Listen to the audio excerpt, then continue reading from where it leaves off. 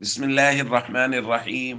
عن أبي موسى رضي الله تعالى عنه أن النبي صلى الله عليه وسلم كان إذا خاف قوما قال: اللهم إنا نجعلك في نحورهم ونعوذ بك من شرورهم. رواہ ابو داود۔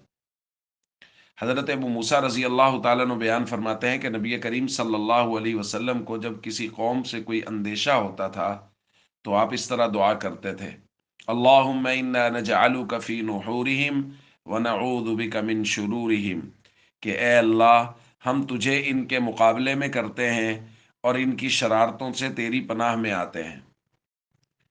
دوستو، نبی کریم صلی اللہ علیہ وسلم سے جو دعائیں منقول ہیں وہ بہت ہی برکت والی ہیں اور قبولیت کے زیادہ قریب ہیں۔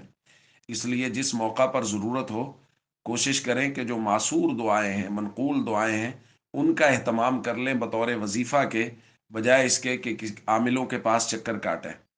حضور نے فرمایا کسی قوم سے کوئی اندیشہ ہو، کوئی ڈر خوف ہو تو اس وقت یہ دعا پڑھیں۔ تو کسی بھی مشکل وقت میں جب کچھ لوگوں سے کوئی اندیشہ اور خوف ہو، یہ دعا پڑھنی چاہیے۔ اور خاص طور پہ آج کل جو حالات ہیں غزہ اور فلسطین کے، ان کے حوالے سے ان کی نیت کے ساتھ یہ دعائیں پڑھتے رہیں، اس نیت کے ساتھ کہ اللہ تعالیٰ اسرائیل اور ان کے حواریوں کے شر سے اہل فلسطین اور اہل غزہ اور تمام مسلمانوں کو محفوظ فرمائے۔